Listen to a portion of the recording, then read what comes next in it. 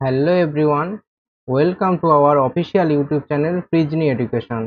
আজকে যারা first time এই চ্যানেলে ভিজিট করলে অবশ্যই এই চ্যানেলটিকে সাবস্ক্রাইব করে দেবে এবং চাকরি সংক্রান্ত বিভিন্ন ধরনের আপডেট এবং নোটিফিকেশন পাওয়ার জন্য আমাদের ফেসবুক পেজ এবং টেলিগ্রাম চ্যানেলে যুক্ত হতে পারো। লিঙ্ক তোমরা ডেসক্রিপশন সেকশনে পেয়ে যাবে।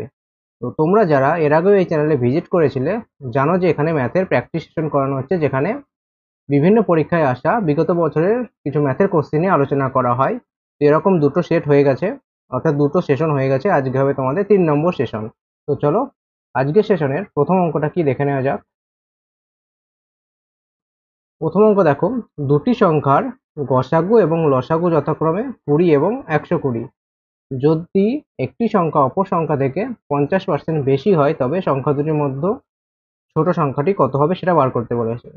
আচ্ছা, গসাগু লসাগুর ক্ষেত্রে একটা কনসেপ্ট রয়েছে, কি হয় না, দুটি সংখ্যার গুণফল সমান কি হয়ে যায়, গুণফল সমান হয়ে যায় সংখ্যা দুটির গসাগু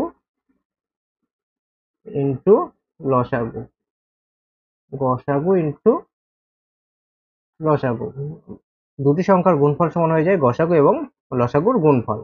এবার দেখো এখানে কি বলেছে, একটি সংখ্যা 20 এবং অপরটি 120।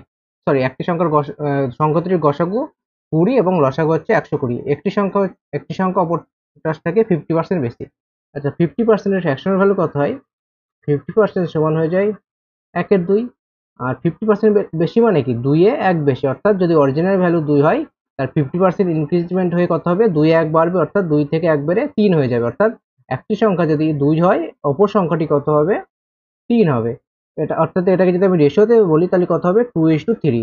এবার এটাকে আমি যদি এক্স ধরে নিই, অর্থাৎ এক্স এর আকারে যদি আমি বা কে এর আকারে আমি যদি এটাকে রিপ্রেজেন্ট করি, তাহলে কত হবে, একটি সংখ্যা হবে কত, 2k, অপর সংখ্যাটি হবে কত, 3k। একটি সংখ্যা 2k হয়ে গেল আর একটি সংখ্যা 3k হয়ে গেল। এবার আমরা এই যে প্রপার্টিটা রয়েছে, অর্থাৎ যে কনসেপ্ট রয়েছে, সেখানে আমরা এই ভ্যালুগুলো পুট করে দেবো।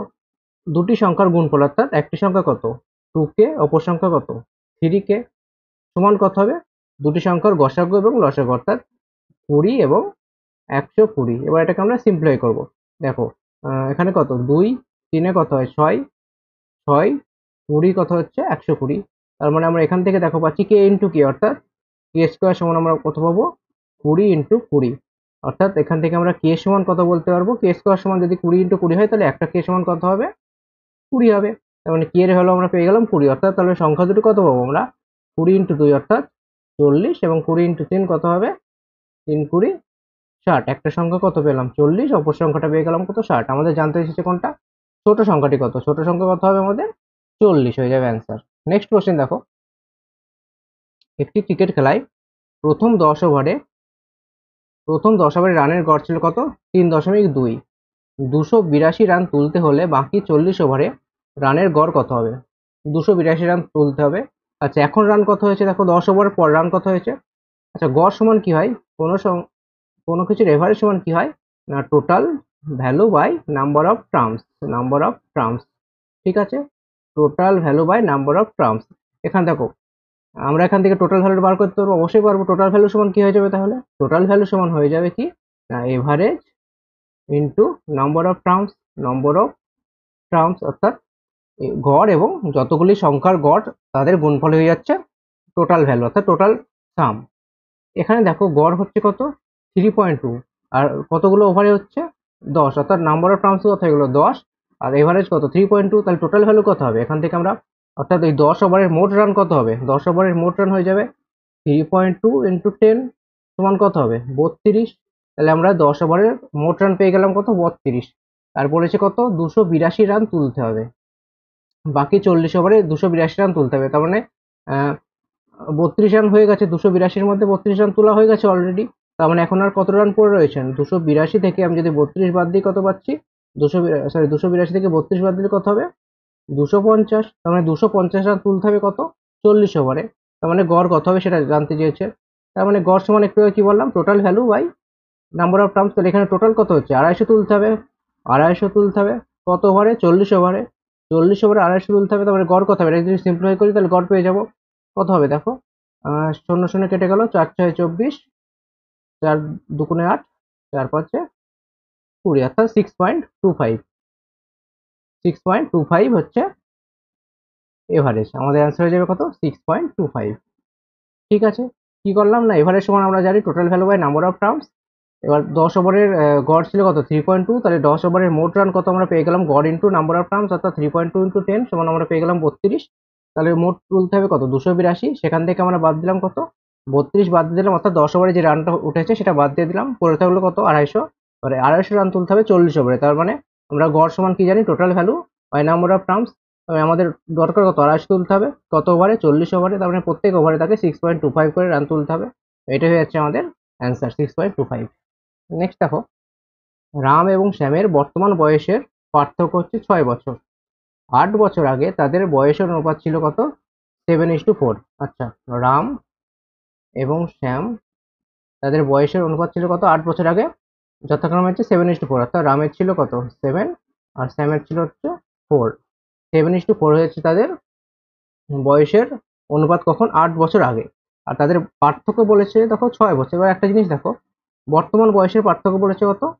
6 বছর। এবার একটা জিনিস দেখো, সাপোজ এখন যদি তোমার আর তোমার বন্ধুর বয়সের পার্থক্য সাপোজ 3 বছর। সাপোজ 3 বছর, এখন তোমার আর তোমার বন্ধুর বয়সের পার্থক্য 3 বছর। তোমার বয়স সাপোজ 22, তোমার বন্ধুর বয়স সাপোজ 19। 3 বছরের পার্থক্য। তার মানে যদি আমি বলি 5 বছর পর পার্থক্য কত হবে বয়সে? 5 বছর পর তোমার বয়স কত হবে? 5 বছর পর হয়ে যাবে তোমার বয়স 27, আর তোমার বন্ধুর বয়স কত হবে? 24। দেখো, বয়সের পার্থক্য আগেও 3 বছর ছিল, এখনো 3 বছর থাকছে, সে 20 বছর পরও 3 বছর থাকবে, বা 5 বছর আগেও সে 3 বছরই ছিল। অর্থাৎ বয়সের পার্থক্য কখনো চেঞ্জ হয় না। বয়সের পার্থক্য এখনো যা আছে, 10 বছর পরেও তা হবে, 10 বছর আগেও সেমই ছিল। বয়সের পার্থক্য কখনো চেঞ্জ হয় না। তার মানে এখানে বর্তমান বয়সের পার্থক্য কত? 6 বছর। তার মানে এখানে দেখো বলেছে 8 বছর আগের রেশিও, মানে 8 বছর আগে বয়সের পার্থক্য 6 বছরই ছিল। আমরা এখানে দেখতে পাচ্ছি কত? রামের বয়স ছিল কত? 7 ইউনিট, আর শ্যামের বয়স ছিল কত? 4 ইউনিট। তার মানে এদের পার্থক্য কত হচ্ছে দেখো? 3 ইউনিট। 3 ইউনিট পার্থক্য। তার মানে আমাদের কোশ্চেন অনুযায়ী 3 ইউনিটের ভ্যালু কত? 6 বছর। 3 ইউনিটের ভ্যালু হচ্ছে কত? 6 ইয়ার। তার মানে 1 ইউনিটের ভ্যালু কত হবে? 1 ইউনিটের ভ্যালু হয়ে যাবে 6/3, 3 ইয়ার, অর্থাৎ 3 2 2 বছর। তার মানে আমরা 1 ইউনিটের ভ্যালু পেয়ে গেলাম 2 বছর। আমাদের বার করতে হবে কি 3 বছর পর শ্যামের বয়স কত। তার মানে শ্যামের বয়স কত হচ্ছে এখন? শ্যামের বয়স কত এখানে? 4 2 8 বছর। শ্যামের বয়স কত হচ্ছে? 4 ইউনিটের ভ্যালু। 4 ইউনিটের ভ্যালু কত হবে? 4 × 2, অর্থাৎ শ্যামের বয়স হচ্ছে 8 বছর। এটা কখন ছিল না? 8 বছর আগে। দেখো, 8 বছর আগে যেহেতু এটা অনুপাত, তার মানে 8 বছর আগের বয়স ছিল কত? 8 বছর। শ্যামের বয়স ছিল কত? 8 বছর। আমাদের বলেছে 3 বছর পর, অর্থাৎ 8 বছর আগে ছিল 8 বছর। তাহলে এখন কত হবে? বর্তমান কত হবে? 8 + 8 বর্তমান হয়ে গেল এইটা। তার সাথে আরো 3 বছর পর, মানে এর সাথে আরো 3 অ্যাড করে দেবো, অর্থাৎ 8 8 16 + 3 কত হয়? 19। অর্থাৎ 3 বছর পর শ্যামের বয়স কত হবে? 19 বছর। ঠিক আছে, জাস্ট এইটাই হচ্ছে আমাদের অঙ্কটার পয়েন্ট। মানে বয়সের পার্থক্য কখনো চেঞ্জ হয় না। ঠিক আছে, অ্যান্সার হয়ে যাবে এটা 19 বছর। নেক্সট কোশ্চেন দেখো, একটি 640 বর্গফুট জমির বাজার মূল্য প্রতি বর্গফুট হিসাবে 4,600 টাকা, অর্থাৎ 1 বর্গফুট জমির দাম 4,600 টাকা। যদি জমির মোট মূল্যের 30% জমির বুকিং এর সময় দিতে হয়, অর্থাৎ জমি যখন সে কেনার জন্য প্রস্তুত হবে সেই সময় বুকিং করার জন্য তাকে 30%, মানে জমির যা মূল্য তার 30% দিতে হবে। তবে বুকিং এর সময় কত টাকা দিতে হচ্ছে? অর্থাৎ মোট কত জমি রয়েছে? 640 বর্গফুট জমি রয়েছে। 1 বর্গফুট জমির দাম কত? 4,600 টাকা। তার মানে 640 বর্গফুট জমির দাম কত হবে? 640 বর্গফুট জমির দাম কত হবে? 4,600 টাকা। এবার বলেছে 30%, মোট মূল্যের 30%, এটা হয়ে যাচ্ছে কি টোটাল মূল্য, এর 30% বুকিং এর সময় দিতে হচ্ছে। তার মানে আমাদের জানতে চাইছে বুকিং এর সময় কত টাকা দিতে হচ্ছে, অর্থাৎ এই 30%-এর ভ্যালুটাই আমাদের জানতে চাইছে। তার মানে 640 × 46, 30% কত হবে? 30% মানে কি জানি আমরা? 30/100। বাস, এটাকে আমাদের সিম্পলিফিকেশন করতে হবে। তার মানে 0 0 কেটে গেল, আর কি পাচ্ছি আমরা? এবার দেখো, এটাকে আমাদের আর একটু ভেঙে লিখি, কত পাচ্ছি আমরা? 64 × 46 ইন্টু তোমার 3 থাকলো, আর এই একটা শূন্য দুটো শূন্য আমি হাতে রেখে দিলাম। ঠিক আছে, আমরা ক্যালকুলেশন করবো কত? 64 × 46 × 3, আর যেটা বার হবে তারপরে আমরা দুটো শূন্য বসিয়ে দেবো। এবার একটু ক্যালকুলেশন করার চেষ্টা করি। দেখো, 3 64 কত হয়? 3 64 হয়ে যায় 192। 192 × 46 আমাদের গুণ করতে হবে। আচ্ছা, 192 সমানকে আমরা লিখতে পারি 190 প্লাস 2 গুণ করার টেকনিকটা শিখে নাও, কিভাবে গুণ করবো আমরা, বড় বড় ক্যালকুলেশন কিভাবে করবো। 190 ইন্টু 2, এটা আমরা ভেঙে লিখতে পারি 192 কে। এবার দেখো 46 ইন্টু 19 আমরা গুণ করলে কত হয়। আচ্ছা 46 ইন্টু 20 কত হয় বলো তো, 46 দুগুণে কত হয় 92। এবার 46 ইন্টু 20 কত হবে 920। এবার বলেছে আমরা পেলাম কত 46 ইন্টু 20, আমাদের দরকার 46 ইন্টু 19, তার মানে 46 ইন্টু 20 থেকে 46 ইন্টু 20 গুণ করে যেটা পাবো সেখান থেকে যদি একটা 46 বাদ দিয়ে দিই, তার মানে 46 ইন্টু 19 পেয়ে যাবো, তাই না। 19 সমান আমরা কি লিখতে পারি, 19 সমান আমরা লিখতে পারি 20 মাইনাস 1, অর্থাৎ যদি আমি 46 ইন্টু 19 গুণ করতে যাই, তার মানে আমরা এটা লিখতে পারবো 46 ইন্টু 20 মাইনাস 1, অর্থাৎ 46 ইন্টু 20 মাইনাস 46। আমরা 46 ইন্টু 20 ভ্যালু পেয়েছি কত, এটা। সেখান থেকে 46 বাদ দিলে কত হবে, 920 থেকে যদি আমি 46 বাদ দিয়ে দিই কত পাবো 20, অর্থাৎ 900 থেকে আমাদের বাদ দিতে হবে 26, 900 থেকে 26 বাদ দিলে কত হচ্ছে 874, মানে 46 ইন্টু 19 এর ভ্যালু 874, অর্থাৎ 46 ইন্টু 190 এর ভ্যালু কত হবে 8740। 46 ইন্টু 19 এর ভ্যালু কত 8700, এই সরি 874। তার মানে 190 করতে গেলে কি করতে হবে, একটা শূন্য অ্যাড করে দিতে হবে, মানে 8740 হয়ে গেল 46 ইন্টু 190 এর ভ্যালু। আর তারপরে কি করতে হবে 46 ইন্টু 2, 46 ইন্টু 2 কত হবে, 46 ইন্টু 2 হচ্ছে 92, তার মানে কত হচ্ছে এখানে 2, 9 4 কত হয় 13, 7 আর 8, এদিকে থাকলো কত 8, মানে 8832 হয়ে যাচ্ছে কত আমাদের এই পুরোটার গুণফল 46 ইন্টু 192। আর আমাদের হাতে রয়েছে কি দুটো শূন্য, অর্থাৎ 8832, আর পাশে দুটো শূন্য বসিয়ে দিলে আমরা অ্যান্সার পেয়ে যাবো। তার মানে আমাদের অ্যান্সার কত হবে 883200, 883200, এটা হয়ে যাচ্ছে আমাদের অ্যান্সার। ঠিক আছে, তো আমরা গুণটা কিভাবে করলাম 192 করে নিলাম আমরা, যেহেতু 3 ইন্টু 64 ভ্যালু কত 192। এবার 192কে 46 দিয়ে গুণ করতে গেলে আমরা কি করলাম, 192কে ভেঙে নিলাম, অর্থাৎ 190 প্লাস 2 করে নিলাম। আর 190 ইন্টু 2, 190 প্লাস 2, এবার 190 ইন্টু 46 কত হলো, ফার্স্টে আমরা কি করলাম 46 ইন্টু 20 করলাম, 920 পেলাম, সেখান থেকে 46 বাদ দিয়ে দিলাম, তার মানে আমরা পেলাম 874। এটা হচ্ছে কার ভ্যালু না 46 ইন্টু 19 এর ভ্যালু 874, যেহেতু 190 বলেছে সেই জন্য একটা শূন্য অ্যাড করে দিলাম। তারপরে কি করলাম আমরা 2 অ্যাড করে দিলাম, যেহেতু 46 ইন্টু 2 রয়েছে একটা এক্সট্রা, 46 ইন্টু 2 কত হয় 92, বাস যোগ করে দিলাম, লাস্টে দুটো শূন্য বসিয়ে দিলাম, আমরা অ্যান্সার পেয়ে গেলাম। ঠিক আছে, নেক্সট কোশ্চেন দেখো, এক ব্যবসায়ী 19,500 টাকা দিয়ে দুটি ঘোড়া কিনলেন। তিনি একটি ঘোড়া 20% ক্ষতিতে এবং অপরটি 15% লাভে বিক্রি করলেন। যদি দুটি ঘোড়ার বিক্রয় মূল্য একই হয়, তাহলে ঘোড়া দুটির ক্রয় মূল্য কত হবে। দেখো এই টাইপের অঙ্ক না, যদি আমাদের একটা কি বলেছে দেখো 20% ক্ষতি, একটা হচ্ছে 20% ক্ষতিতে বিক্রি করছে, আর একটা 15% লাভে বিক্রি করছে। যদি আমাদের ওভারঅল এখানে সাপোজ ধরো বলা থাকলো যে ওভারঅল 5% লাভ কি 10% লাভ, এরকম সামথিং যদি কিছু বলা থাকতো, তাহলে আমরা এটা অ্যালিগেশন লাগিয়ে, অর্থাৎ ওভারঅল যে লাভটা বলা থাকতো সেটা আমরা এখানে বসিয়ে দিতাম, দিয়ে একটা অ্যালিগেশন লাগিয়ে আমরা ইজিলি ক্রয় মূল্যটা বার করে নিতে পারতাম। কিন্তু এখানে দেখো ওভারঅল আমাদের প্রফিট বা লসটা বলা নেই, শুধুমাত্র বলা রয়েছে বিক্রয় মূল্যটা সমান, সেখান থেকে আমাদের ক্রয় মূল্যটা ভ্যালুটা বার করতে হবে। তো কিভাবে করবো, একটা জিনিস দেখো, আমরা জাস্ট রেশিও ইউজ করে এটা করে ফেলবো। কিরকম, একটা দুই ভাবে করা যাবে ইজিলি ভাবে, মানে দুরকম ইজি পদ্ধতি করা যাবে, একটা হচ্ছে রেশিওর মাধ্যমে আর একটা অপশনের থ্রু গেলে আমরা করে দিতে পারবো।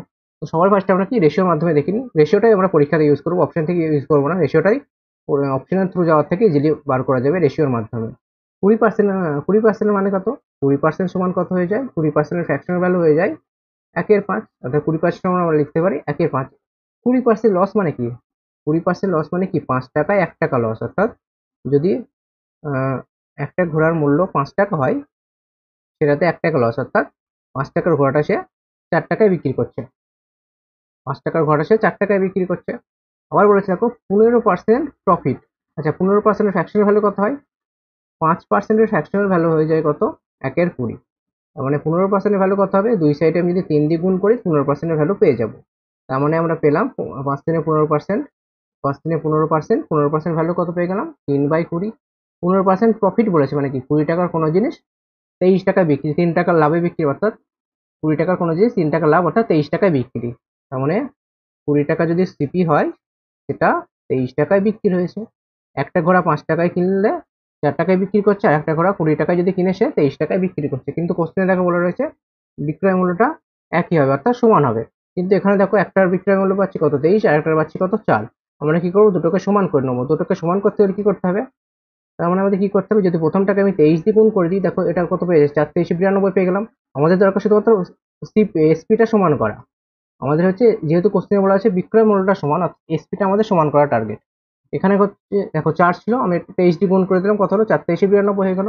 একই হবে, এটাকে আমি 4 দিয়ে গুণ করে দেবো, অর্থাৎ এটা কত হবে 4 23 92 হয়ে গেল। তবে দুটো এসপি সমান হয়ে গেল, তাহলে আমরা আলটিমেট রেশিওটা কি পেলাম, নতুন রেশিও জিপি এবং এসপির নতুন রেশিও কত পেলাম, দেখো 23 5 23 কত হয়, 5 23 হয়ে যায় 115, 4 23 92। একইভাবে এখানে কত 4 20 80, 4 23 92। দেখো এখন দুটো এসপি সমান হয়েছে, কোশ্চেনে তাই বলা রয়েছে বিক্রয় মূল্য সমান, অর্থাৎ একটা ঘোড়ার দাম হচ্ছে 115 ইউনিট আর একটা ঘোড়ার হচ্ছে 80 ইউনিট, বিক্রি হচ্ছে দুটোই 92 ইউনিটে। এবার দেখো বলেছে ঘোড়া দুটির ক্রয় মূল্য। আমরা এখান থেকে টোটাল ক্রয় মূল্য কত বলেছে 19,500, আমরা এখান থেকে টোটাল যদি দেখি কত পাচ্ছি, একটা 115 একটা 80, অর্থাৎ 115 একটা আর একটা হচ্ছে 80 ইউনিট, টোটাল কত হচ্ছে না 195 ইউনিট। 195 এর ইউনিট কত রয়েছে, 195 ইউনিটের ভ্যালু হচ্ছে 19,500 টাকা। তার মানে এক ইউনিটের ভ্যালু কত হয়ে যাবে, এক ইউনিটের ভ্যালু হয়ে যাবে কত 100 টাকা। তার মানে একটা ঘোড়ার দাম কত হবে, 115 ইউনিটের দাম, 115 ইউনিটের ভ্যালু কত হবে, 115 ইউনিটের ভ্যালু হয়ে যাবে কত 11,500, এর সাথে 100 গুণ হয়ে যাবে। একইভাবে 80 ভ্যালু কত হয়ে যাবে, এর সাথে 100 গুণ হয়ে যাবে। তার মানে আমাদের অ্যান্সার কত হয়ে যাবে, একটা ঘোড়ার দাম কত 11,500, অপরটির দাম 8,000। একটার দাম 11,500, অপরটির দাম 8,000। যদি বলতো বিক্রয় মূল্য কত, তাহলে আমাদের 92 ইউনিটের ভ্যালু বার করতে হতো। 92 ইউনিটের ভ্যালু কত 9,200, জাস্ট এর সাথে 100 গুণ হয়ে যাবে। একের ভ্যালু যেহেতু আমরা 100 পেয়েছি, তার মানে প্রত্যেকের ভ্যালু পেয়ে গেছি, একের ভ্যালু পেয়ে গেছি, মানে এখানে যা কিছু রয়েছে সকলের ভ্যালু আমরা পেয়ে গেছি। মানে একটা ঘোড়ার মূল্য হচ্ছে কত, ক্রয় মূল্য হচ্ছে 11,500, অপরটির 8,000। তো আমাদের অ্যান্সার হয়ে যাবে এটা, option number A. Next question দেখো, এ এবং বি কিছু মূলধন দিয়ে একটি অংশীদারি ব্যবসা শুরু করে। এ এবং বি কিছু মূলধন দিয়ে একটি অংশীদারি ব্যবসা শুরু করলো। এ এর বিনিয়োগ বি এর বিনিয়োগের দ্বিগুণ, অর্থাৎ এ যদি 2 টাকা ইনভেস্ট করে বি করবে 1 টাকা ইনভেস্ট, রেশিও পেয়ে গেলাম কত 2:1। অপর এক ব্যক্তি সি 4 মাস পর ব্যবসায় যুক্ত হচ্ছে। আচ্ছা, এদের যুক্ত হওয়ার 4 মাস পর সি যুক্ত হচ্ছে। বছরের শেষে এর যে লভ্যাংশ অর্থাৎ প্রফিটটা সি এর সমান হচ্ছে বছরের শেষে, মানে কি মানে কি 1 বছর বিজনেসটা চলেছে, এ আর বি বছরের শুরুতে মানে প্রথম থেকে আছে, অর্থাৎ এর ইনভেস্টমেন্টটা 12 মাস কেটেছে, বি এর ইনভেস্টমেন্টটাও 12 মাস কেটেছে, কিন্তু সি এর বেলায় সে কিছু একটা টাকা দিয়ে সে অ্যাড হয়েছে, কিন্তু সে 4 মাস পর যুক্ত হয়েছে। 4 মাস পর মানে 12 মাস থেকে 4 মাস বাদ দিয়ে দিলে তার টাকাটা কেটেছে কতদিন, 8 মাস। তার মানে এখানে আমরা একটা কিছু সে ইনভেস্টমেন্ট করেছে, আমাদের জানা নেই, সেটা আমি ধরে নিলাম এক্স টাকা দিয়ে সে ইনভেস্ট করেছে। হ্যাঁ, এবার দেখো বলেছে যে বছরের শেষে এর লভ্যাংশ সি এর সমান। আমরা একটু সিম্পলাই করে নিই, যদি সিম্পলাই করা যায়, দেখো 4 দিয়ে কাটবে, 4 2 4 3 4 3, তার মানে আমরা এখানে আলটিমেটলি পেলাম কত 2 3 6:3:2, এখানে পাচ্ছি কত 2x। তার মানে এ বি এবং সি এর এটা কিসের পেলাম, ইনভেস্টমেন্ট ইন্টু টাইমের রেশিও। ইনভেস্টমেন্ট এবার যেটাই ইনভেস্টমেন্টের রেশিও হয়ে যায় সেটাই হয়ে যায় প্রফিটের রেশিও। অংশীদারি কারবারের ক্ষেত্রে কি হয়ে যায়, যে ইনভেস্টমেন্ট ইন্টু টাইমের যেটাই রেশিও সেটাই হয়ে যাচ্ছে প্রফিটের রেশিও হয়ে যায়। তার মানে আমরা এখানে দেখছি ইনভেস্টমেন্টের টাইমের রেশিও কত 6 3 এবং 2, 6 3 এবং 2x। তার মানে প্রফিটের রেশিও এইটা। দেখো কোশ্চেনে বলা আছে যে বছরের শেষে এ এর লভ্যাংশ এবং সি এর লভ্যাংশ সমান হয়। এটা কিসের রেশিও, প্রফিটের রেশিও এটাও। তার মানে এ আর সি এর সমান হয়, তার মানে এর কত এখানে 6 আর সি এর কত 2x। তার মানে আমরা এখান থেকে বলতে পারবো যে 6 সমান কত 2x। যেহেতু দুটো সমান, তার মানে আমরা এখান থেকে x এর ভ্যালু কত পাবো, 2 3 4, x এর ভ্যালু পেয়ে গেলাম কত 3। তার মানে x এর ভ্যালু হয়ে গেল 3। তার মানে আমরা এখানে x এর জায়গায় 3 লিখে দিতে পারি। তার মানে x এর জায়গায় যদি 3 লিখে কত হবে 2 × 3, অর্থাৎ এটা পেয়ে গেলাম কত 6। তার মানে আমাদের এখন কত পেলো, আমাদের প্রফিটের রেশিওটা মানে অরিজিনাল প্রফিটের রেশিও কত হয়ে যাচ্ছে 6:3:6। এবার কি বলেছে কোশ্চেন জানতে চাইছে কি বি এর লভ্যাংশ সি এর লভ্যাংশের কত শতাংশ। বি এর লভ্যাংশ অর্থাৎ কত 3 ইউনিট, 3 ইউনিট, সি এর লভ্যাংশ কত 6 ইউনিট। জানতে চেয়েছে 3 ইউনিট 6 ইউনিটের কত শতাংশ। কি করব 100% দিয়ে গুণ করে দেবো, তাহলে কত পাচ্ছি আমরা, দেখো 3 2 6 2 50, অর্থাৎ 50% হয়ে গেল অ্যান্সার। ঠিক আছে, প্রথমে আমরা ইনভেস্টমেন্টটা লিখে নিলাম যেরকম ছিল, ইনভেস্টমেন্টের সাথে টাইমটা গুণ করে দিলাম। আমরা কি জানি ইনভেস্টমেন্ট ইন্টু টাইম যেটা হয় সেটা হচ্ছে প্রফিটের রেশিও। আমাদের সি এর ইনভেস্টমেন্ট বলা ছিল না কত, আমরা এক্স ধরে নিলাম। তারপরে কোশ্চেনে দেখো বলা ছিল এ এবং সি এর লভ্যাংশ সমান।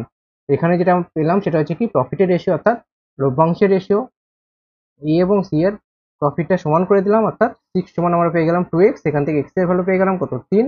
আমাদের জানতে চেয়েছে, তাহলে এখান থেকে আমরা ফাইনাল যে ভ্যালুটা পেলাম, অর্থাৎ ফাইনাল যে তোমার প্রফিটের রেশিও কত পেলাম 6:3:6। আমাদের কোশ্চেনে বলেছে বি এর লভ্যাংশ অর্থাৎ বি এর প্রফিট সি এর প্রফিটের কত পার্সেন্ট। বি এর প্রফিট কত 3 ইউনিট, সি এর প্রফিট কত 6 ইউনিট। আমাদের জানতে হচ্ছে 6 3/6 কত পার্সেন্ট, সেই জন্য আমরা এটাকে কি করলাম 100% গুণ করে দিলাম, বাস সেখান থেকে সিম্পলিফাই করে আমরা পেয়ে গেলাম কত 50%। ঠিক আছে, নেক্সট কোয়েশ্চেন দেখো, একজন চোর তার মোটরসাইকেল x কিলোমিটার/আওয়ার গতিবেগে চালাচ্ছে, একজন পুলিশ তার গাড়ি নিয়ে 4 ঘন্টা পরে তাকে তাড়া করতে শুরু করলো। আচ্ছা, চোরের মোটরসাইকেলের স্পিড কত, অর্থাৎ চোরের স্পিড কত বলা রয়েছে এখানে x কিলোমিটার/আওয়ার। এই যে টাইম স্পিড ডিস্টেন্স ক্ষেত্রে এই যে এককটা খুব গুরুত্বপূর্ণ, এককটা যদি একটু উল্টো পাল্টা হয়ে যায় না কোশ্চেন মিলবে না, আমাদের এককটা সবসময় মাথায় রাখতে হবে। কিলোমিটার/আওয়ার রয়েছে, একজন পুলিশ তার গাড়ি নিয়ে 4 ঘন্টা পরে তাকে তাড়া শুরু করলো, মানে 4 ঘন্টা পর শুরু করছে, মানে কি চোর 4 ঘন্টা আগে পালিয়েছে, মানে 4 ঘন্টা সে দৌড়িয়ে নিয়েছে, দৌড়িয়েছে না মোটরসাইকেলে যাচ্ছে, মানে 4 ঘন্টা সে মোটরসাইকেল চালিয়ে নিয়েছে, মানে x কিলোমিটার/আওয়ার, মানে কি তার চোরের বেগ কত x কিলোমিটার/আওয়ার, অর্থাৎ 4 ঘন্টা সে কতটা ডিস্টেন্স অতিক্রম করে ফেলেছে। আমরা কি জানি ডিস্টেন্স সমান স্পিড টাইম, টাইম কত 4 ঘন্টা সে মোটরসাইকেল চালিয়েছে, তার স্পিড কত x কিলোমিটার/আওয়ার, অর্থাৎ 4 ঘন্টায় সে 4x কিলোমিটার ডিস্টেন্সে অতিক্রম করে ফেলেছে। এবার চোর তারপরে কি বলে 4 ঘন্টায় তাকে ধরে ফেললো, 4 ঘন্টায় ধরে ফেললো, আহ, গাড়ি নিয়ে 4 ঘন্টা পরে 4 ঘন্টা পরে তাকে তাড়া শুরু করলো। আচ্ছা, 4 ঘন্টা পরে তাকে ধরে ফেললো, মানে এই মোট তাকে ধরতে সময় লাগলো কত 8 ঘন্টা, 4 ঘন্টা পরে পুলিশটা গিয়েছে, মানে তাকে তাড়া করতে শুরু করলো, এবং পুলিশের চোরটাকে ধরতে সময় লেগেছে কত 4 ঘন্টা।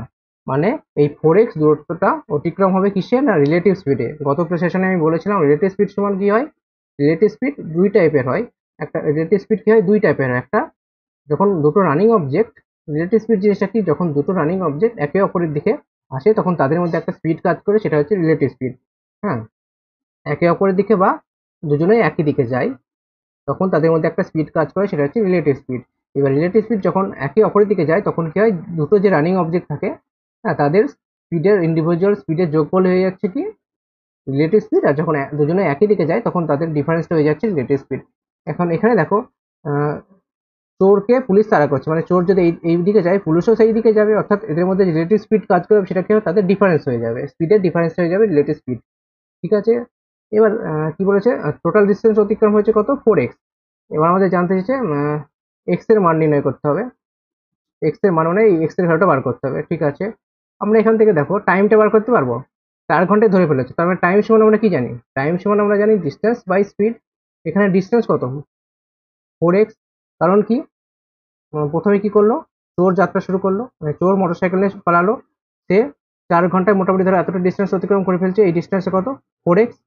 যখন চোর এরকম জায়গায় পৌঁছেছে তখন পুলিশ তাকে তাড়া করলো, পুলিশ তাকে তাড়া করলো, তার মানে তাদের মধ্যে ডিস্টেন্স কত রয়েছে 4x। এই 4x ডিস্টেন্স অতিক্রম কিসে হবে না রিলেটিভ স্পিডে।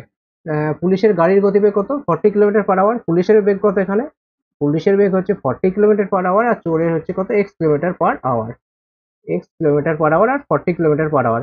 এদের মধ্যে রিলেটিভ স্পিড কাজ করে, রিলেটিভ স্পিডটা কত হবে দুজনের স্পিডের ডিফারেন্স, অর্থাৎ যেহেতু পুলিশ চোরকে ধরে ফেলছে অর্থাৎ ডিফারেন্স কত হবে 40 - x, এটা হচ্ছে এদের রিলেটিভ স্পিড। রিলেটিভ স্পিড কত পেয়ে গেলাম 40 - x। এই রিলেটিভ স্পিডে এই 4x ডিস্টেন্স অতিক্রম করতে সময় লাগছে কত 4 ঘন্টা। তার মানে আমরা বলতে পারবো যে 4x, আমরা কি জানি টাইম সমান ডিস্টেন্স বাই স্পিড, ডিস্টেন্স কত 4x, স্পিড কত, স্পিড বলতে এখানে রিলেটিভ স্পিড কাজ করবে, রিলেটিভ স্পিডটা কত এখানে 40 - x, এইটা হয়ে যাচ্ছে কি রিলেটিভ স্পিড সমান কত হবে 4 ঘন্টা, মানে 4 4 কেটে গেল, তার মানে এখানে কত পাচ্ছি আমরা x সমান আমরা পাচ্ছি 40 - x। এটাকে যদি সিম্পলিফাই করি কত পাবো 2x সমান 40, x সমান কত হয়ে যাবে 20, তার মানে আমরা x এর ভ্যালু পেয়ে গেলাম কত 20, x এর ভ্যালু পেয়ে গেলাম 20। কি করলাম আমরা জাস্ট 4 ঘন্টায় চোর কতটা ডিস্টেন্স অতিক্রম করে ফেলেছে 4x, এই 4x ডিস্টেন্সটা অতিক্রম কিসে হবে রিলেটিভ স্পিডের মাধ্যমে অতিক্রম হবে। রিলেটিভ স্পিড কত পেলাম আমরা চোর এবং পুলিশের ডিফারেন্স, স্পিডের ডিফারেন্স কত 40 - x, এইটা হয়ে যাচ্ছে রিলেটিভ স্পিড। এই রিলেটিভ স্পিডে 4x ডিস্টেন্স অতিক্রম হবে, সময় লাগছে কত 4 ঘন্টা, তার মানে আমরা এখান থেকে ইকুয়েশনটা সমান করে দিলাম 4x/40 - x সমান আমরা কত কোশ্চেনে দেওয়া রয়েছে কত 4 ঘন্টা, তাহলে 4x সমান 4, সেখান থেকে আমরা এক্স এর ভ্যালু পেয়ে গেলাম কত 20, আমাদের অ্যান্সার হয়ে গেল কত 20। নেক্সট কোশ্চেন দেখো, বালি এবং সিমেন্ট 6:1 অনুপাতে মিশিয়ে একজন রাজমিস্ত্রি কনস্ট্রাকশনের কাজ শুরু করলেন। বালি বালি এবং কি সিমেন্ট, সিমেন্টের অনুপাত কত 6:1 অনুপাতে সে মিশিয়েছে। তারপরে কি বলছে, কনস্ট্রাকশনের শেষে দেখা গেল 70 কেজি মিশ্রণ পড়ে রয়েছে। কনস্ট্রাকশনের শেষে প্রথমে আমাদের বলা নেই যে কতটা মানে কত কেজি মিশ্রণ সে মিশিয়েছিল, কত কেজি বালি এবং সিমেন্ট সে মিশিয়েছিল সেটা আমাদের বলা নেই, কিন্তু জাস্ট লাস্টে বলা আছে 70 কেজি মিশ্রণ পড়ে রয়েছে। এবার একটা জিনিস দেখো, মিক্সারের ক্ষেত্রে সাপোজ ধরো প্রথমে 100 কেজি কোনো কিছু একটা মিক্স করা হয়েছিল, তার অনুপাত সাপোজ 3:2। 100 কেজি ধরো milk plus water, milk and water, মোট কত 100 লিটার, ঠিক আছে, 100 litre milk and water mix করা হয়েছে, যার অনুপাত হচ্ছে মিল্ক এবং ওয়াটার অনুপাত 3:2। সেখান থেকে আমি যদি সাপোজ 20 লিটার তুলে নিই, মানে 20 লিটার যদি আমি মিক্সার তুলে নিই, সাপোজ এখান থেকে 20 লিটার যে মিক্সচারটা তুলে নিলাম, সেখানে আমাদের অনুপাত থাকবে কত, মিল্ক এবং ওয়াটারের যে অনুপাত সেটা আমাদের 3:2ই থাকবে। অর্থাৎ যদি আমরা যখন আমরা মিক্সার তুলে নিই, যে যতটাই মিক্সার তুলে নিই না কেন, আমাদের যে অনুপাতটা সেটা কখনো চেঞ্জ হবে না, অনুপাত ফিক্সড থাকবে। এবার দেখো 70 কেজি মিশ্রণ পড়ে রয়েছে মানে কি, 70 কেজি মিশ্রণ পড়ে রয়েছে মানে কি, যে মিশ্রণটা পড়ে রয়েছে তাদের অনুপাত এই 6:1ই থাকবে। অর্থাৎ 6 ইউনিট যদি বালি থাকে, 1 ইউনিট সিমেন্ট থাকবে। এবার কি বলেছে, তখন তিনি আরো সিমেন্ট মেশালেন। আচ্ছা, সিমেন্ট মেশালেন এবং নতুন মিশ্রণের অনুপাত হলো কত, 5:1। নতুন মিশ্রণের অনুপাত কত, 5:1। কোশ্চেনে কি বলেছে, সিমেন্ট অ্যাড করা আছে, মানে সিমেন্ট অ্যাড করেছে মানে কি, বালি তো অ্যাড করেনি, বালি আগেও যা ছিল এখনো তাই থাকবে। কিন্তু এখানে দেখো বালি রয়েছে কত 6 ইউনিট, এখানে রয়েছে কত 5 ইউনিট। আমাদের কি করতে হবে, আমাদের কাজ হবে এই বালিটাকে সমান করে নেওয়া। বালিটাকে যদি সমান করতে হয় তাহলে কি করতে হবে, এই বালিটাকে সমান করতে গেলে এটাকে যদি আমি 5 দিয়ে গুণ করি তাহলে কত হবে, 5×6 30। এটাকে যদি 6 দিয়ে গুণ করি, 6×5 30, তাহলে বালি সমান হয়ে যাবে। অর্থাৎ এটাকে আমাদের 5 দিয়ে গুণ করতে হবে এবং এটাকে আমাদের 6 দিয়ে গুণ করতে হবে। তাহলে আমাদের টার্গেট হচ্ছে বালিটাকে সমান করা। তাহলে মানে আমরা প্রথম ক্ষেত্রে কত পাবো দেখো, 6×5 30, এবং এক্ষেত্রে কত পাবো, আচ্ছা আমি প্রথম থেকে লিখছি। হ্যাঁ, তাহলে নতুন বালি এবং সিমেন্টের অনুপাত কত পাবো, 6×5 কত 30, আর এখানে 5×1 কত হয় 5। আর এখন কত পাচ্ছি, 6×5 30, 6×1 6। তার মানে দেখো সিমেন্ট এবং সিমেন্ট আগে ছিল 5 ইউনিট, এখন ছিল কত, এখন হলো কত 1 ইউনিট। অর্থাৎ 1 ইউনিট সিমেন্ট অ্যাড করা হয়েছে। আর বালি আগেও ছিল 30 ইউনিট, এখনো 30 ইউনিট রয়েছে। এবার টোটাল আগে কত ছিল দেখো, আগে ছিল 30:5, অর্থাৎ 30:5। তার ভ্যালু কত দেখো, 70 কেজি মিশ্রণ ছিল। অর্থাৎ এই 30 ইউনিট এবং 5 ইউনিট মিলে কত হচ্ছে, 30 ইউনিট প্লাস 5 ইউনিটের ভ্যালু কত, 30 ইউনিট প্লাস 5 ইউনিটের ভ্যালু দেখো কোশ্চেনে দেওয়া আছে কত, 70 কেজি। অর্থাৎ 35 ইউনিটের ভ্যালু কত, 70 কেজি। 35 ইউনিটের ভ্যালু 70 কেজি, তার মানে 1 ইউনিটের ভ্যালু আমরা এখান থেকে কত পাচ্ছি, 2 কেজি। 1 ইউনিটের ভ্যালু 2 কেজি। আমাদের কত কেজি সিমেন্ট অ্যাড হয়েছে, 1 ইউনিট, অর্থাৎ 2 কেজি সিমেন্ট অ্যাড হয়েছে। আমাদের জানতে চেয়েছে কি, তিনি পরে কত কেজি সিমেন্ট মিশিয়েছিলেন, অর্থাৎ পরে 1 ইউনিট সিমেন্ট মিশিয়েছিলেন, 1 ইউনিটের ভ্যালু 2 কেজি। তার মানে আমাদের অ্যান্সার হয়ে গেল কত, 2 কেজি সিমেন্ট তিনি পরে অ্যাড করেছিলেন। ঠিক আছে, জাস্ট আমরা কি করলাম, প্রথমে আমাদের যেহেতু কি বলেছিল যে সিমেন্ট অ্যাড করা হয়েছে, কিন্তু বালি আমাদের চেঞ্জ হয়নি, সেই জন্য আমরা বালিটাকে সেম করে নিলাম। আগেও আমরা কত রাখলাম, 30 রাখলাম, আগেও 30, পরেও 30 রেখে দিলাম, দিয়ে দেখলাম আমরা সিমেন্টটা 1 ইউনিট এক্সট্রা হয়ে যাচ্ছে, অর্থাৎ এই 1 ইউনিটই সিমেন্টটা অ্যাড হয়েছে। এবার সেখান থেকে আমরা, যেহেতু আমরা কোশ্চেনের প্রথমে বলা রয়েছে 70 কেজি মিশ্রণ পড়ে রয়েছে, অর্থাৎ এই 30 ইউনিট 5 ইউনিট, অর্থাৎ 30 আর 5 35 ইউনিটের ভ্যালু, 35 ইউনিটের ভ্যালু কোশ্চেনে দেওয়া আছে কত, 70 কেজি। এই 70 কেজি, 35 ইউনিটের ভ্যালু হচ্ছে 70 কেজি, তার মানে এখন সেখান থেকে আমরা 1 ইউনিটের ভ্যালু পেয়ে গেলাম কত, 2 কেজি। আমাদের বার করতে হতো কত, 1 ইউনিটের ভ্যালু, তার মানে 1 ইউনিটের ভ্যালু অর্থাৎ 2 কেজি সিমেন্ট অ্যাড করেছে পরে। এটা হয়ে যাচ্ছে আমাদের অ্যান্সার। নেক্সট কোশ্চেন দেখো, কত বছরে কোনো টাকা বার্ষিক এত % হারে সরল সুদে সুদে আসলে দ্বিগুণ হবে। আচ্ছা, সুদে আসলে দ্বিগুণ মানে কি, যদি সুদে আসলে দ্বিগুণ মানে কি, আচ্ছা সুদ প্লাস আসল মানে কি, আহ, অর্থাৎ অ্যামাউন্ট, সুদে আসলে অ্যামাউন্ট, সুদে আসল মানে কি, সুদ প্লাস আসল মানে ইংলিশে বলা হয় অ্যামাউন্ট। সেক্ষেত্রে কি হয়েছে, ইন্টারেস্ট প্লাস প্রিন্সিপাল দুটোর সমষ্টি হয়ে যাচ্ছে কি, সুদ এবং আসল। আচ্ছা, 18.75 এর ফ্র্যাকশনাল ভ্যালু কত হবে, 6.25%-এর ফ্র্যাকশনাল ভ্যালু হয় কত, 1/16।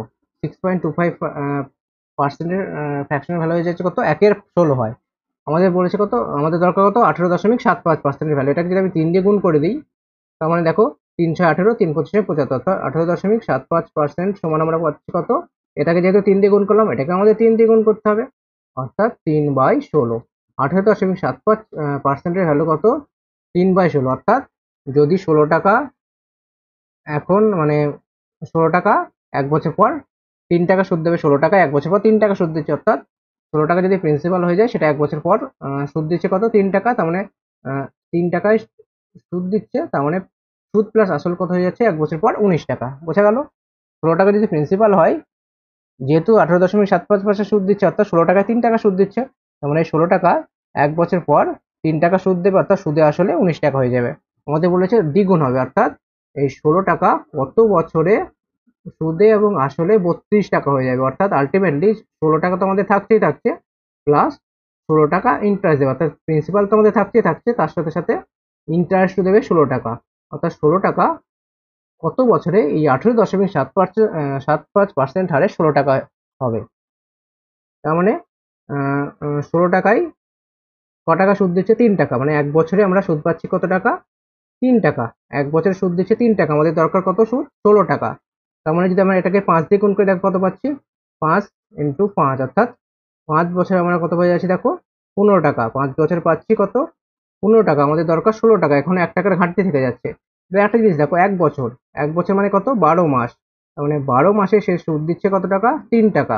12 মাসে সুদ দিচ্ছে 3 টাকা, তার মানে 1 টাকা কত মাসে সুদ দেবে, 1 টাকা সুদ দেবে। 4 মাসে দেবে 1 টাকা সুদ, তাই না, 4 মাসে 1 টাকা সুদ দেবে। 1 টাকা সুদ দেবে 4 মাসে, তার মানে 5 বছরে দিচ্ছে 15 টাকা সুদ। আমাদের দরকার কত, 16 টাকা। 5 বছরে দিচ্ছে 15 টাকা, আর 4 মাসে দেবে 1 টাকা, তার মানে 5 বছর প্লাস 4 মাস, টোটাল 5 বছর 4 মাসে সে 16 টাকা সুদ দেবে, অর্থাৎ এই 16 টাকা, অর্থাৎ এই 16 টাকা 5 বছর 4 মাস পর সুদে আসলে কত হয়ে যাচ্ছে, 32 টাকা হয়ে যাচ্ছে, তার মানে দ্বিগুণ হয়ে যাচ্ছে। আমাদের জানতে চাইছে কোনো টাকা, সেটা কোন হবে, ঠিক আছে, না কোন হবে না, কত বছরে কোনো টাকা, মানে যে কোনো একটা র্যান্ডমলি টাকা এত পার্সেন্ট হারে সুদে আসলে দ্বিগুণ হবে কত বছরে। তার মানে আমরা এখান থেকে দেখলাম 16 টাকা কত টাকা হয়ে যাচ্ছে, 32 টাকা হচ্ছে কত দিনে, না 5 বছর 4 মাসে সেটা ডবল হয়ে যাচ্ছে। তার মানে আমাদের অ্যান্সার হয়ে যাবে কত, 5 বছর 4 মাস। কি করলাম দেখো, আমরা জানি 18.75% মানে কত, 3/16, অর্থাৎ 16 টাকা 1 বছর পর 3 টাকা সুদ দিয়ে কত টাকা হবে, 19 টাকা হবে, সুদে আসলে 19 টাকা হয়ে যাবে। আমাদের বার করতে হবে কত, সুদ প্লাস আসল নিয়ে 32 টাকা হবে, অর্থাৎ যেখানে আমরা আগেই জানি প্রিন্সিপাল তো 16 টাকা থাকতেই থাকছে, সেখান থেকে আমাদের ইন্টারেস্ট ইন্টারেস্ট দরকার কত, 16 টাকা, মানে 16 টাকা 3 টাকা হারে কত বছরে 16 টাকা হবে, 3 টাকা সুদের হারে কত বছরে 16 টাকা হয়ে যাবে, অর্থাৎ প্রতি বছর 3 টাকা দিচ্ছে। আমাদের দরকার 16 টাকা কত বছর হবে, দেখো 1 বছর দিচ্ছে কত টাকা, 1 বছর দিচ্ছে 3 টাকা, মানে 5 বছরে কত দেবে, 5 বছরে দিচ্ছে 5 × 3 = 15 টাকা, আর 5 × 3 = 15 টাকা হয়ে যাচ্ছে এখান থেকে, 5 × 3 = 15 টাকা হয়ে গেল। আর দরকার কত, 1 টাকা, দরকার 16 টাকা, আমাদের 15 টাকা হয়ে গেছে, এখন দরকার মাত্র 1 টাকা। এবার আমরা এখান থেকে দেখতে পাচ্ছি যে 1 বছর, অর্থাৎ 12 মাসে দিচ্ছে 3 টাকা সুদ, যেহেতু 1 বছর 3 টাকা মানে 12 মাসে 3 টাকা দিচ্ছে। আমাদের দরকার 1 টাকা, 1 টাকা কত দিনে দেবে, 1 টাকা দেবে 4 মাসে। তো আমাদের অ্যান্সার হয়ে গেল কত, 5 বছর 4 মাস। এই অঙ্কটা দেখো কনস্টেবলের অঙ্ক, এটা বলবি কনস্টেবল 19 সালের অঙ্ক। অঙ্কটা যথেষ্ট একটা স্ট্যান্ডার্ড লেভেলে ছিল, মোটামুটি একটা স্ট্যান্ডার্ড লেভেল, যথেষ্ট বলবো না, মোটামুটি একটা স্ট্যান্ডার্ড লেভেলে ছিল অঙ্কটা। নেক্সট অঙ্ক দেখো, কোনো মূলধনের 2 বছরের সরল সুদ এবং চক্রবৃদ্ধি সুদ যথাক্রমে 1440 এবং 1483.20 টাকা, সুদের হারটা বার করতে হবে। আচ্ছা, সরল সুদের ক্ষেত্রে কি হয়, প্রতি বছর যে সুদটা দেয় সেটা সেম হয়, কিরকম, সাপোজ বললাম 1000 টাকা রয়েছে, সেটাকে আমি 10% হারে সুদে খাটাচ্ছি, ঠিক আছে, 2 বছরের জন্য। তাহলে প্রথম বছরে কত টাকা পাবো, প্রথম বছরে 10% হারে কত পাবো, 1000-এ 10% কত হয়, 1000-এ 10% হয় 100 টাকা, প্রথম বছরে 100, দ্বিতীয় বছরে 100 টাকা পাবো।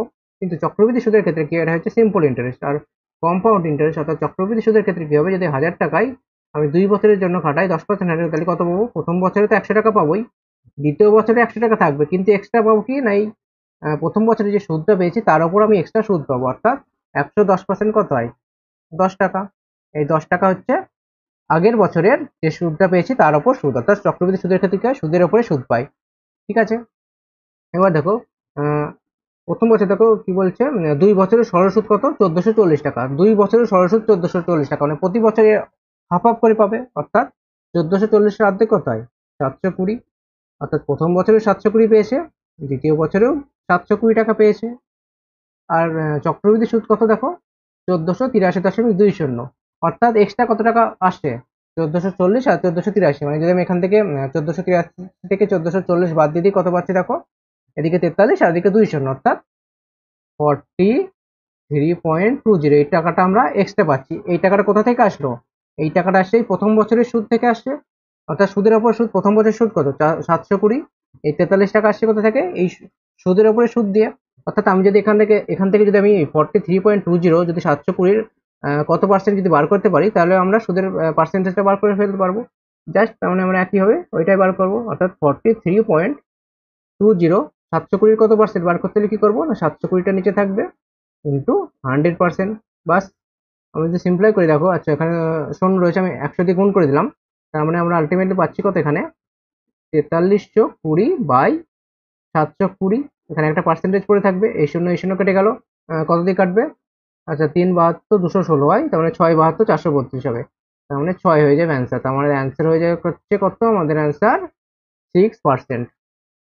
অ্যান্সার হয়ে গেল 6%। এবার সাপোজ ধরো বললো যে যদি বলতো মূলধন কত, তার প্রিন্সিপালটা কত, বার করতে পারতাম, অবশ্যই পারতাম। কি হবে দেখো, 6% সুদ দিচ্ছে, মানে 720 হচ্ছে 6%, তাই না? 6% সুদ দিচ্ছে মানে কি, 100 টাকায় 6 টাকা সুদ দিচ্ছে। তার মানে সাপোজ যদি প্রিন্সিপাল 100 টাকা হয়, 6 টাকা করে সুদ দিচ্ছে আমাদের। তার মানে এখান থেকে আমরা 6 ভ্যালু কত পাচ্ছি, অর্থাৎ 6% ভ্যালু কত, 720 টাকা। 6% ভ্যালু দেখো পাচ্ছি 720 টাকা, আমাদের দরকার কত, 100% ভ্যালু। 6% ভ্যালু 720 টাকা, তার মানে 100% ভ্যালু কত হবে, 720/6 ইন্টু 100। তার মানে এখানে কত পাবো, 6 12 72 120, এখান থেকে দুটো শূন্য, অর্থাৎ 12,000 টাকা হয়ে যাচ্ছে প্রিন্সিপাল। যদি বলতো প্রিন্সিপাল অর্থাৎ মূলধন কত, অ্যান্সার হয়ে যেত 12,000 টাকা। কারণ কি, যেহেতু 6% সুদ দিচ্ছে, অর্থাৎ এই 720 হচ্ছে 6%, 720 ইকুইভ্যালেন্ট টু 6%, তার মানে 6% ভ্যালু যদি 720 হয়, সেখান থেকে আমরা 100% ভ্যালুটা বার করে ফেলতে পারবো। ওই 100% হয়ে যাচ্ছে কি আমাদের প্রিন্সিপাল। ঠিক আছে, তো কোশ্চেন এটা চেয়েছিল শুধুমাত্র সুদের হারটা নির্ণয় করতে, তো আমাদের অ্যান্সার হয়ে যাচ্ছে কত, 6%। ঠিক আছে, নেক্সট অঙ্ক দেখো। আচ্ছা নেক্সট অঙ্ক, একটা অঙ্ক গ্রুপ ডিতে আসা একটা অঙ্ক, সিম্পলিফিকেশন অঙ্ক, সেটা করাচ্ছি। দেখো কোশ্চেনটা হচ্ছে √4+3 again √4+3 again √4+3 dot dot dot dot dot infinitive অব্দি চলতে থাকবে।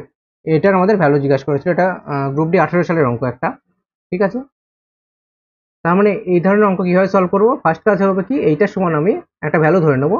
সাপোজ আমি ধরে নিলাম এটা হচ্ছে এক্স, তার মানে এখান থেকে আমি যদি এক্স স্কোয়ার করি, দেখো কত পাচ্ছি, এক্স স্কোয়ার সমান কি হবে, প্রথম যে রুটটা সেটা উঠে যাবে, অর্থাৎ 4+3, কিন্তু প্রথম রুটটা শুধুমাত্র উঠে যাবে, অর্থাৎ এই রুটটা উঠে গেল, তার মানে পড়ে থাকলো কত, 4+3, 4+3, 4+3, এগুলা পুরোটাই রুট আছে, তো ডট ডট এরকম চলতে থাকবে। দেখো আমরা ধরেছি কি এটা হচ্ছে ইনফিনিটি অবধি, মানে ইনফিনিটি অবধি আছে, অর্থাৎ এটার কোনো শেষ নেই। তার মানে একইভাবে এইটারও কোনো শেষ নেই, এটাও তো ইনফিনিটি অবধি থাকছে, সেখান থেকে শুধুমাত্র এইটুকু আমি তুলে নিয়েছি, এটা তো আমাদের ইনফিনিটি অবধি থাকছে, তার মানে এটাও আমি বলতে পারি এক্স। তার মানে এখান থেকে আমরা বলতে পারবো এক্স স্কোয়ার সমান 4+3x, যেহেতু এটা ইনফিনিটি অবধি রয়েছে, তো এটা আমি বলতে পারি এক্স।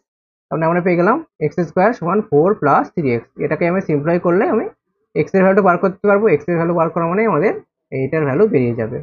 তো এক্স সমান কত হবে, এক্স স্কোয়ার সমান কত হবে, -3x -4 = 0, এক্স স্কোয়ার -3x -4 = 0। তো আমরা এক্স এর ভ্যালু কিভাবে পাই, সিজার আচার্য লাগিয়ে দাও, বা মিডিল টার্ম ফ্যাক্টর করে আসা যায়। যে সিজার আচার্যর ফর্মুলা যদি ইনপুট করি, তাহলে কত হবে, এখান থেকে এক্স এর ভ্যালু সমান কত হবে না, কত হয় -b, বি বলতে আচ্ছা এটা হচ্ছে কত, বি, -b মানে কত, 3 প্লাস মাইনাস √বি স্কোয়ার কত, এটা অর্থাৎ 3×3 = 9, বি স্কোয়ার -4ac। আচ্ছা, সিজার আচার্যের ফর্মুলাটা একটু লিখে দিচ্ছি। সাপোজ কোন একটা ফর্মুলার ইকুয়েশন রয়েছে, দ্বিঘাত সমীকরণ x square minus b x plus c equal to 0, তাহলে সেখান থেকে আমি এক্স এর ভ্যালুটা বার করতে হলে আমাদের কি করতে হয়, সিজার আচার্যর একটা ফর্মুলা রয়েছে, সেটা কি হবে, minus b plus minus √over b square -4ac/2a। ঠিক আছে, এইভাবে করা যায়, বা মিডিল টার্ম ফ্যাক্টর ইউজ করেও করা যায়। তো 3 প্লাস মাইনাস, যেহেতু এখানে দেখো মাইনাস বি, অর্থাৎ বিটা কোনটা, এইটা বি হচ্ছে এটা, দেখো বি এর আগে অর্থাৎ 3 এর আগে অলরেডি মাইনাস রয়েছে, তাহলে -3 সমান কত হয়, +3 হয়ে গেল। 3 প্লাস মাইনাস √বি স্কোয়ার কত, -3 স্কোয়ার মানে 9 -4ac, দেখো 4ac বলতে 4 × 1 × 4, অর্থাৎ 4 4 16 প্লাস মাইনাসে মাইনাসে কত হয়ে গেল, প্লাস হয়ে গেল, বাই 2a, অর্থাৎ 2 ইন্টু এখানে এক্স এর স্কোয়ারে আগে কিছু নেই, মানে কত 1 আছে, মানে 2 থাকলো। তার মানে সিম্পলিফাই করে কত পাবো দেখো, 3 প্লাস মাইনাস 9 আর 16 কত হয় 25, অর্থাৎ 5।